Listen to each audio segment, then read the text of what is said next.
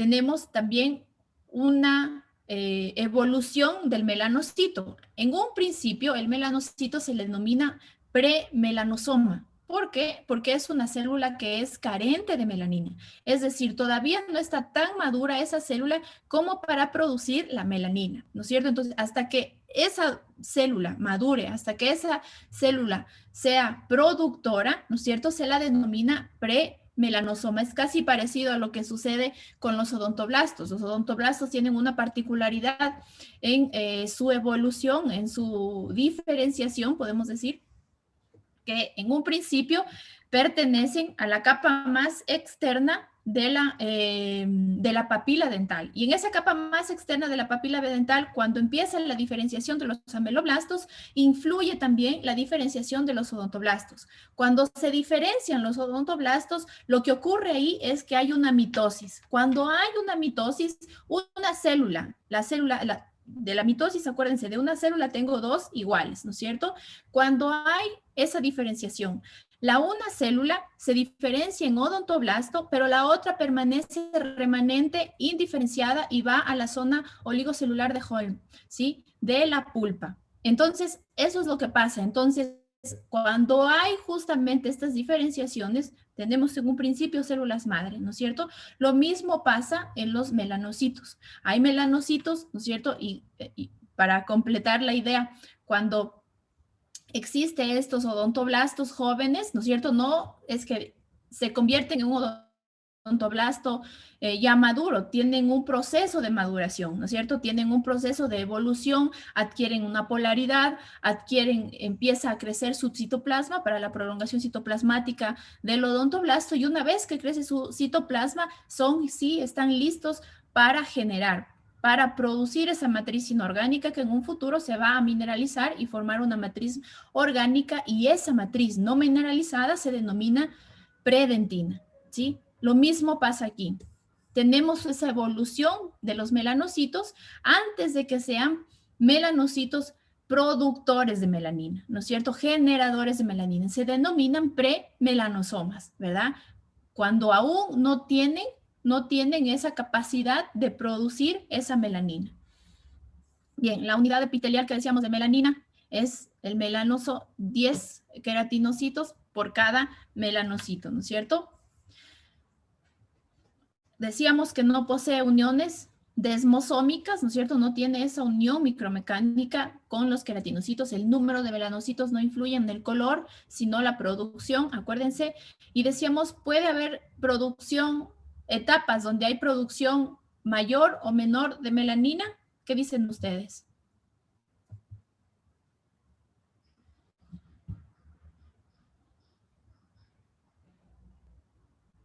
Sí, hay etapas en donde existe mayor producción de melanina, por ejemplo, nos mencionaba el embarazo.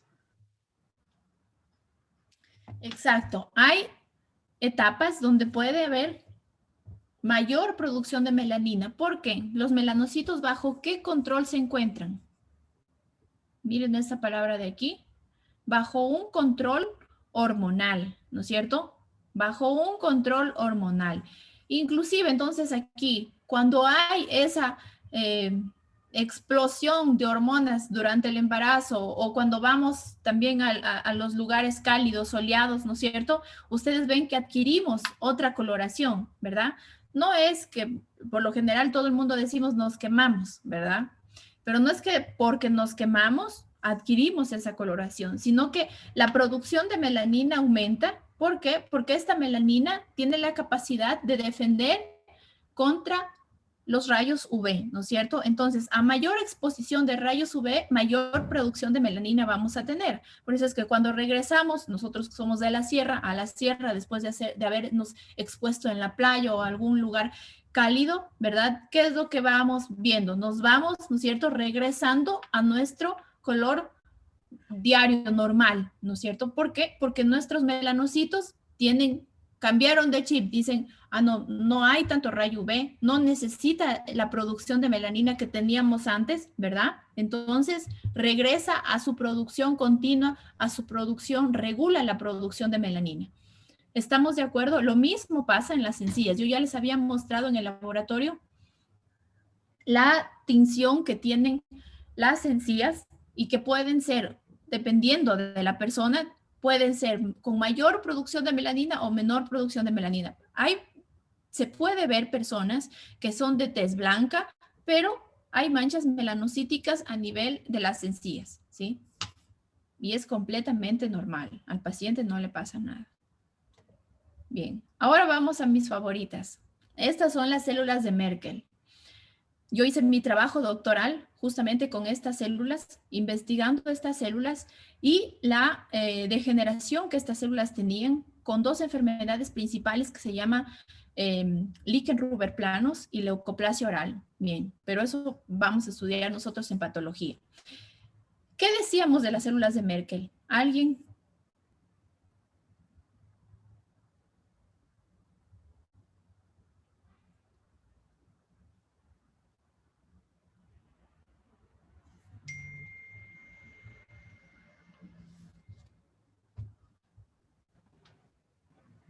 ¿Qué eran las células del sentido?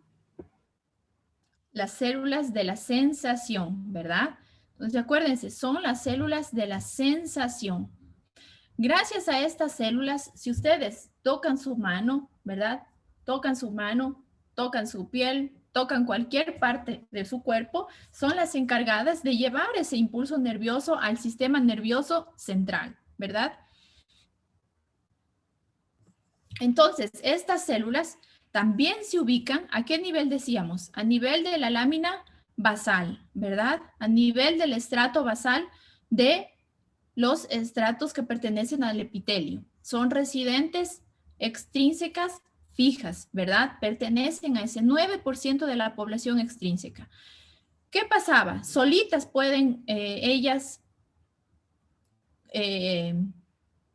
transmitir ese impulso nervioso. No, ¿verdad? Necesitan de las terminaciones nerviosas. Siempre. Aquí ustedes tienen unos gráficos que me pertenecen, en donde ustedes pueden ver el epitelio. Miren, el epitelio de la mucosa oral. Estos preparados fueron realizados con personas que recibieron un implante y en la segunda cirugía uno se hace el destape de esa cirugía, de ese implante, y hay que quitar un poco de encía para realizar el destape del implante, y esa encía es la que preparamos y colocamos, y se puede ver ustedes aquí con las tinciones de hematoxilina y eosina. Esta tinción de acá pertenece al mismo tejido, pero aquí con una tinción de inmunohistoquímica solamente para poder teñir las células de Merkel. Y estas tinciones, la célula de Merkel es reactiva con la citoqueratina 8-18 y la citoqueratina 20. Entonces, tiene expresión positiva para estas citoqueratinas, y cuando ustedes quieren hacer inmunohistoquímica, pues tenemos que teñir las células con citoqueratinas 8, 18 y 20 a una citoqueratina que se pueda expresar y que ellas acojan esa citoqueratina. Entonces, eso es lo que ustedes están viendo en pantalla. Ustedes pueden ver aquí, miren las células de Merkel. Y el tejido mucoso se ha demostrado que tiene mayor cantidad de población de células de Merkel. ¿Por qué? Porque el tejido mucoso es el que mayor sensación va a tener de todo el cuerpo. Entonces, en todo el cuerpo, el que mayor sensación va a tener es la mucosa. Por eso es que cuando ustedes hacen una obturación, dice, a lo mejor le quedó molestando algo, el paciente siente, se expresa 3 o se triplica 4 o 5 veces la sensación, ¿sí? Si usted hace esto en la piel, siente, pero si usted coloca su dedo sobre la mucosa, va a sentir 3 veces, se va a expresar en 3 veces más la sensación, ¿sí? Entonces, aquí ustedes pueden ver las poblaciones de células de Merkel. Miren cómo en cada red de page nosotros podemos encontrar, miren, células de Merkel, miren en esta red de page qué cantidad de células de Merkel tenemos, ¿no es cierto? Miren aquí también, esto es epitelio, lámina basal y la lámina propia, ¿sí? Bien, entonces decíamos, pero que estas células no tienen la capacidad sensorial sola, sino que tienen que necesariamente tener una sinapsis, una conexión con estas terminaciones nerviosas alfa y beta, así que son terminaciones mielinizadas. Estas terminaciones son mielinizadas gracias al recubrimiento de las células de Schwann, ¿sí? Estas células se encargan de darle la capacidad de ser más rápidas y cuando no están presentes son más lentas. Acuérdense de histología general. ¿Estamos de acuerdo hasta ahí?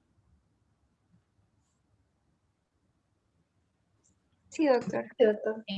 Las células de Merkel, yo les he puesto aquí en generalidades, no poseen prolongaciones dendríticas, poseen conexión sináptica con las terminaciones nerviosas que ya habíamos dicho, expresan citoqueratinas 818, por eso es que es posible hacer su tinción, como ustedes lo ven aquí en una tinción de inmunohistoquímica, ¿sí?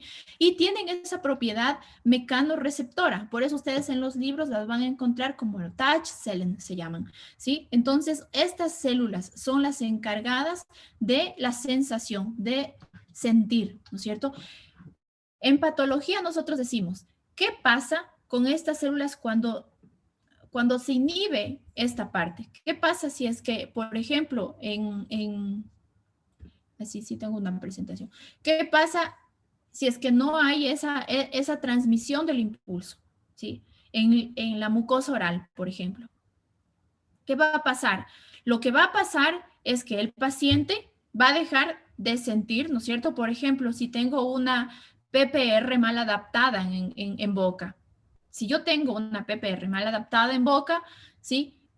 El traumatismo constante, lo que va a causar primero es que aquí se hiperqueratinice ese epitelio donde no había queratina, ¿no es cierto? Se va a hiperqueratinizar en este sentido y lo que va a pasar acá es que va a colapsar esa terminación o esa sinapsis que hace, esa conexión esa microsensorial que hace la célula de Merkel con la terminación nerviosa. La va a inhibir.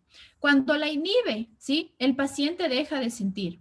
El paciente deja de sentir, ¿no es cierto? Y el cerebro, ¿qué dice? Todo está bien, ¿no es cierto? No hay ninguna señal de alarma en donde el paciente inclusive pueda expresarle que le está molestando.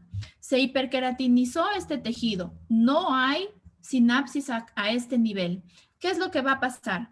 Vamos a mirar, esto se va a traducir como una leucoplasia, las famosas leucoplasias. Y las leucoplasias en patología, nosotros decimos que tiene la capacidad de ser una lesión precancerosa. Entonces, miren por dónde va esta falta de conexión cuando se da o cuando hay una mala adaptación, por ejemplo, de prótesis. Claro que puede haber 1000 razones para que no se dé esta conexión, pero una de las más importantes es la falta de adaptación de las prótesis parciales removibles o PPR, ¿sí? Entonces, eso es lo que puede causar una lesión blanca como la leucoplasia y la leucoplasia dar lugar a una lesión precancerosa. Y si es que esto continúa, no se resuelve el problema, ¿no es cierto? ¿Qué va a pasar? Podemos estar frente a un cáncer o a un carcinoma de células escamosas. ¿Queda claro?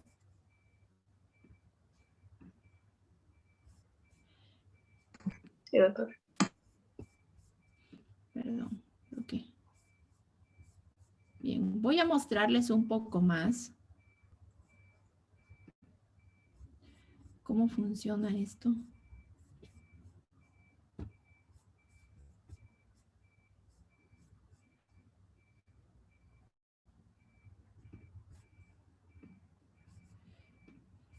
Solo déjenme abrir.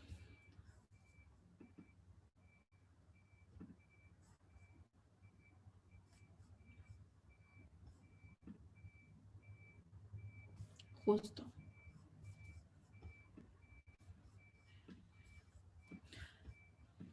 Solo para complementar lo que les he mencionado.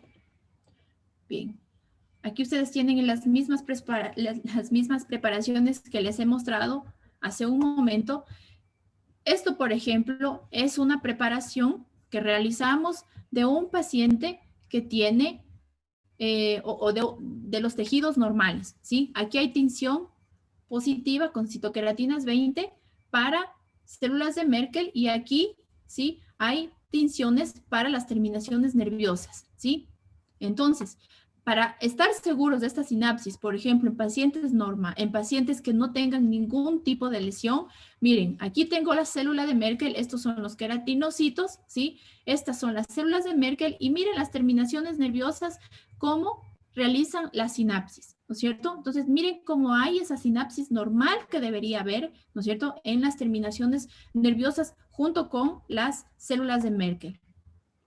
¿Qué va a pasar en enfermedades como el Lichen-Ruber planus? ¿No es cierto? Entonces, miren, aquí analizamos nosotros el Lichen-Ruber planus, aquí hay tinciones. La característica especial del Lichen-Ruber planus es las células inflamatorias. Ven, si ustedes, para que vean, ¿y cómo sé? Miren aquí, este es un tejido normal, este es un tejido sano. Reconozco que un tejido tiene células inflamatorias, miren, ha perdido las RTPs normales, ¿no es cierto?, que podía haber en el tejido anterior, y tengo estas células, ¿sí ven? Todos estos puntitos son las células inflamatorias. ¿Cuáles eran? Neutrófilos, eosinófilos, macrófagos, etcétera, ¿no es cierto? Esas son las llamadas células inflamatorias. Entonces, yo sé, reconozco que este tejido es un proceso inflamatorio por la presencia de estas células. Y el Lichen-Ruber planus tiene esa característica de ser un proceso inflamatorio, ¿no es cierto? Miren lo que pasa aquí en el Lichen-Ruber planus. ¿Qué pasa a nivel celular? ¿Qué pasa con las células de Merkel? Miren, tengo células de Merkel, tengo tinción del nervio, pero no hay la misma conexión. Ha perdido esa conexión. Entonces, si es que pierde la conexión, eso va a indicar que ha perdido la capacidad del paciente de sentir, ¿verdad? A capacidad de la sensación. Y eso es peligroso en el paciente, ¿no es cierto? Por lo que ya les he mencionado. ¿Qué pasa con una hiperkeratosis o con un Lichen-Ruber planus, por ejemplo? ¿Qué es esto? ¿No es cierto? Por lo contrario, aquí no sí hay presencia de células inflamatorias, pero en menor cantidad, ustedes las pueden ver aquí. No hay pérdida de RTP, sin embargo, yo veo que empieza a desordenarse ese tejido. Y miren la hiperkeratinización a este nivel, ¿no es cierto? Y aquí tengo una capa de epitelio queratinizado, ¿no es cierto? Un estrato córneo tan grande que no debería estar en ese lugar, ¿no es cierto? Entonces, esto me indica que hay una hiperkeratinización de ese tejido. Vamos a ver qué pasa con las células de Merkel, ¿no es cierto? Tengo tinción, nuevamente, citoqueratinas 20 para expresión de células de Merkel presentes, pero miren, no existe ningún nervio, no hay conexión sináptica. Aquí se ha perdido totalmente, ¿ven? En Lichen-Ruber tengo presencia todavía o expresión del nervio, pero en la hiperkeratosis o en el Lichen-Ruber plano, en la leucoplasia, perdón, no hay terminaciones nerviosas, ¿ven? Entonces, ¿qué va a pasar ahí? También se va a expresar en el paciente que perdió la capacidad de sentir. Y mientras pierda la capacidad de sentir, ¿no es cierto? Es peligroso. ¿Por qué? Porque no nos dan ninguna advertencia. La lesión sigue y sigue y sigue y sigue hasta convertirse en un carcinoma. Eso es lo peligroso de estas lesiones. Por eso es que se les llama lesiones blancas precancerosas. ¿Queda claro?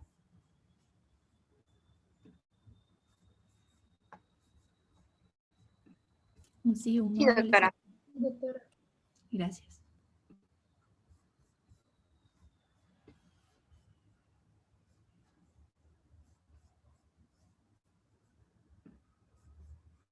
Bien, vamos a continuar. Bien, eso en cuanto a las células de Merkel. Bien, ahora vamos a las células de Langerhans. ¿En dónde decíamos que encontramos Langerhans? ¿Alguien recuerda? En el estrato espinoso. Exacto, perfecto. Estrato espinoso, no se vayan a olvidar. Dos células en el estrato basal y Langerhans en el estrato espinoso, ¿sí? Con Langerhans hay un montón de teorías. Me acuerdo que mi profesor en Alemania tenía obsesión con estas células de Langerhans y siempre las estudiaba porque se tiene una teoría que las células de Langerhans son aquellas que inducen o promueven esa regeneración celular. Y también se menciona que las células de Langerhans son aquellas que van a inducir a la producción de melanina en los melanocitos. pero son mecanismos que todavía no se encuentran bien definidos y que no están bien comprobados, ¿sí? Pero las células de Langerhans son bastante especiales, ¿sí? Bien. Bien, aquí ustedes pueden ver, por ejemplo, Langerhans en el estrato espinoso, ¿no es cierto? Miren cómo se las puede mirar. Y Langerhans son un poco parecidas a los melanocitos, claro que sí, si pusiéramos un gráfico así, son parecidas a estos melanocitos y también tienen unas prolongaciones, los Langerhans, pero sin la melanina. Bien. Por eso es que poseen prolongaciones dendríticas, las de Langerhans, y responsables son de la inducción de la respuesta inmunológica. ¿Qué quiere decir esto? Si hay un daño tisular, ¿no es cierto? A este nivel, si hay un daño, ¿no es cierto? Tisular a este nivel, supongamos que es una invasión, ¿no es cierto? Supongamos, las más probables que se adhieran a la mucosa son la cándida. Supongamos que hay invasión de cándida, ¿no es cierto? A este nivel. Si hay invasión de cándida, ¿no es cierto? Se expresa una señal. Alguien tiene que dar una señal. Entonces, las células de Langerhans son aquellas que van a dar esta señal justamente, ¿no es cierto? Se expresa aquí una señal, se activan estas células y estas células expresan, ¿no es cierto?, una señal a través del epitelio, ¿no es cierto?, que se va a emitir una señalización celular, ¿no es cierto?, a través de iones específicos. ¿Y qué es lo que dice esa señal? Aquí hay un daño tisular, alguien tiene que venir a defender, ¿no es cierto?, a reparar, a fagocitar esas bacterias, ¿verdad? ¿Quiénes van a acudir? ¿Quiénes creen?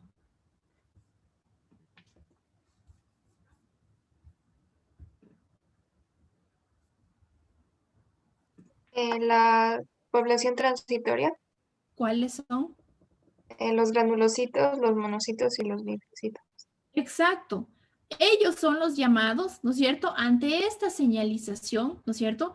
Son los que van a invadir. A ver, ¿por dónde van? ¿Por dónde vienen granulocitos, linfocitos y monocitos? ¿Alguien tiene idea? Acuérdense de histología general. ¿Por dónde vienen? Porque ¿de dónde salen? ¿No es cierto? Porque ustedes se pueden preguntar, pero ¿y de dónde vienen? ¿De dónde salen estas células?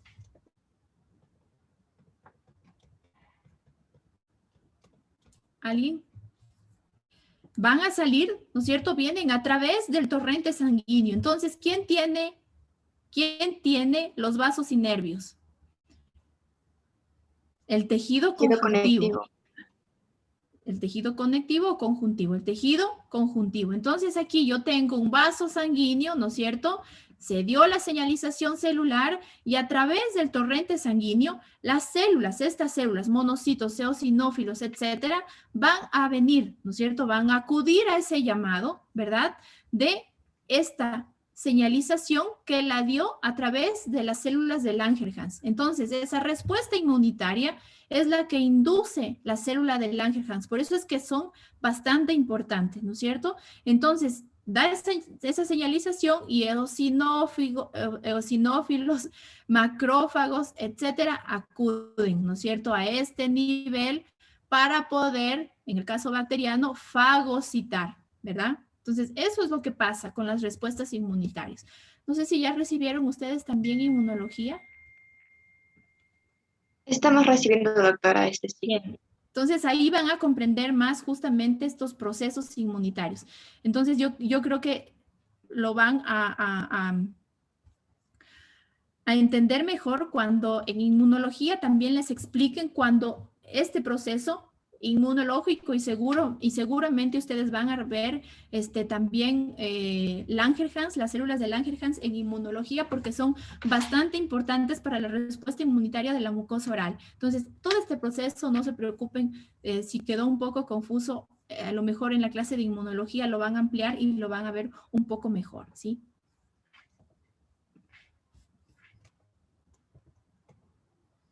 Bien, entonces son responsables de la inducción de la respuesta inmunológica, ¿sí? El sistema de defensa inmunológico es inespecífico asociado a las mucosas. Entonces, inespecífico, ¿por qué? Porque es una respuesta que da o es un llamado, una señalización que da Langerhans a las demás células, ¿no es cierto? Entonces, ¿cómo se transmite? A través de iones, que son las famosas señalizaciones celulares, las famosas biomarcas que tenemos en todo el cuerpo humano, ¿bien? Entonces, a través de ese sistema vamos a mirar esa respuesta inmunológica. Bien, aquí ustedes pueden ver esas tres células principales donde tenemos melanocitos, ¿verdad?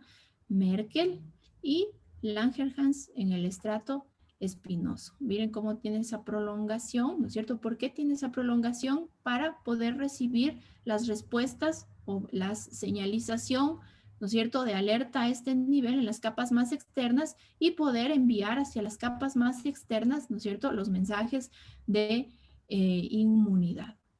¿Preguntas hasta ahí? Aquí, bueno, ustedes ven bien representado, también aquí se ve bonito. Ustedes pueden ver aquí un queratinocito. ¿Esto qué significa? ¿Alguien?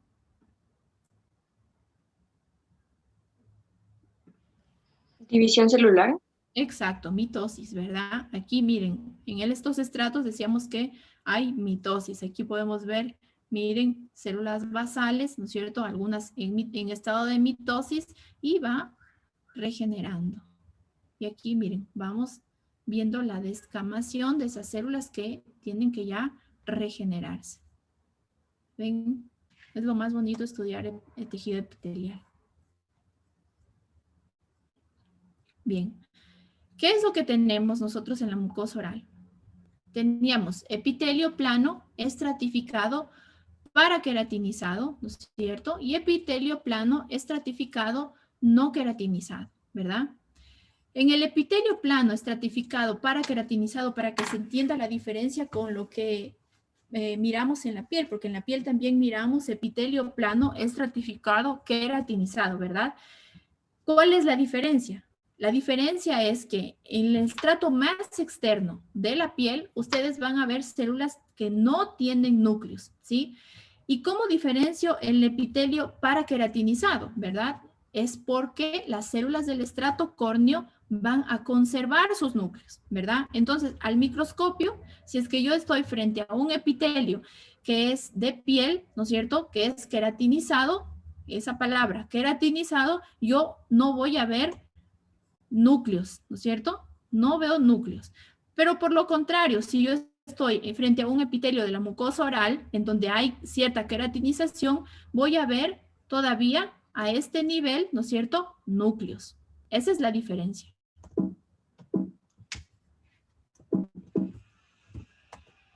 Bien.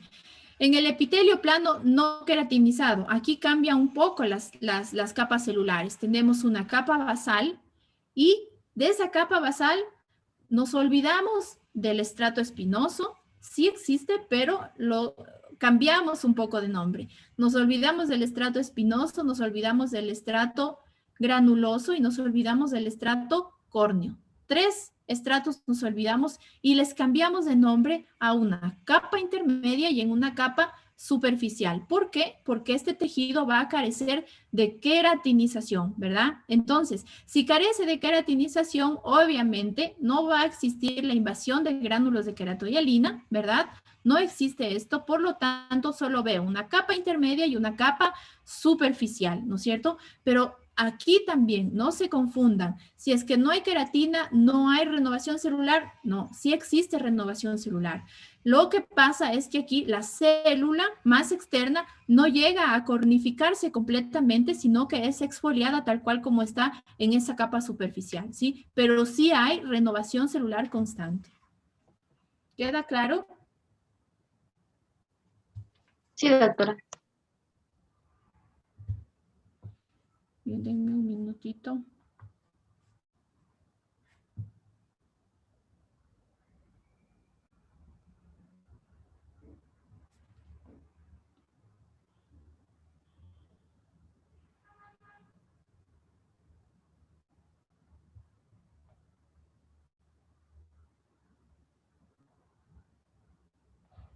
Bien. Vamos a la membrana basal. Bien, nosotros ya habíamos visto la membrana basal. Esta membrana basal tiene distintas funciones, ¿sí? Las mismas que ustedes ya vieron en histología general. Son las mismas, porque ¿qué? Acuérdense lo que les he venido diciendo siempre.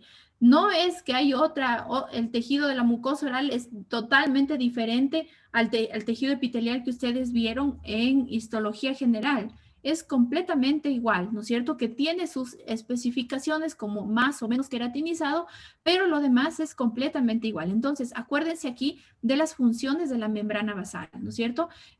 ¿Qué era esa membrana basal? Es una estructura de fijación, ¿no es cierto? Es un filtro molecular físico y químico, ¿no es cierto? ¿Por qué? Porque contiene colágeno tipo 4 principalmente y está cargado negativamente. Por eso, todos los iones que tienen una carga positiva van a repeler, ¿no es cierto? Y solo ciertos iones que son... que digamos aportan algo al tejido conjuntivo, al tejido epitelial, ¿no es cierto? Van a poder pasar. Denme un minuto que la profesora de mi hija está desesperada escribiendo. Solo denme un minutito.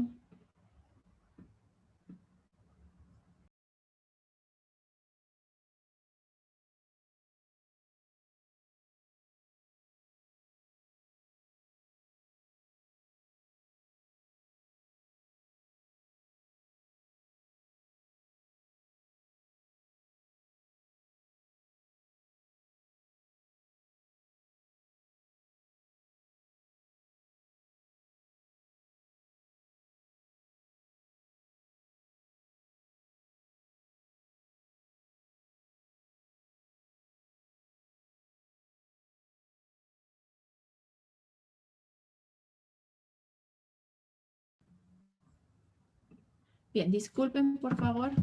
Bien, decíamos, ¿no es cierto?, que está cargada negativamente.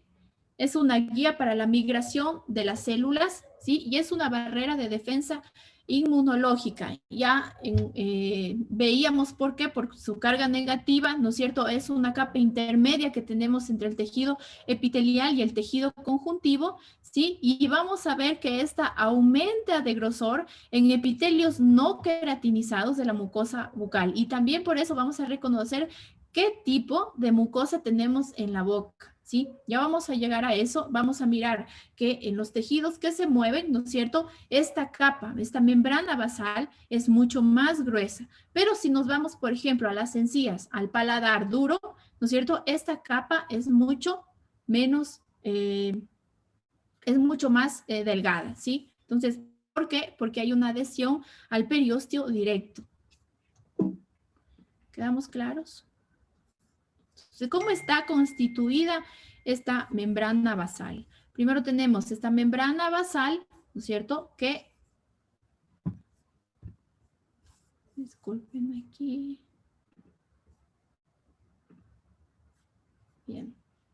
Esta membrana basal está constituida, ¿verdad?, por células epiteliales y células del tejido conjuntivo. Las unen, ¿no es cierto? Entonces, es una capa que se ubica en esta localización, en intermedio, ¿no es cierto?, entre las células epiteliales hacia arriba y las células del conjuntivo hacia abajo, ¿verdad? Entonces, ¿qué va a pasar? Hacia las células epiteliales se denomina lámina basal y esta membrana se va a dividir en dos, ¿no es cierto? La lámina basal, la que queda hacia las células epiteliales, y la lámina reticular, la que queda hacia el tejido conjuntivo, ¿no es cierto? Entonces, no me olvido, lámina basal y lámina reticular. Aquí, si yo dividiría esto, tenemos lámina basal hacia células basales, ¿no es cierto?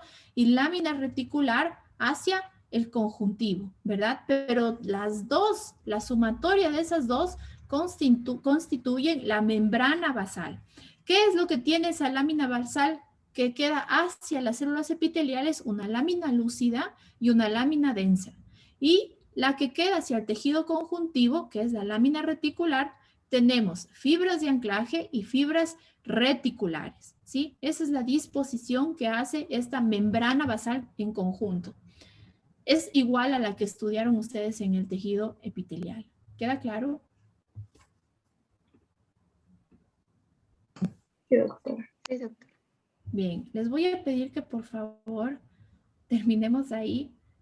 La profe está aquí. Yo la próxima me extiendo un poquito más. Les voy a rogar su comprensión por este día. ¿Estamos de acuerdo?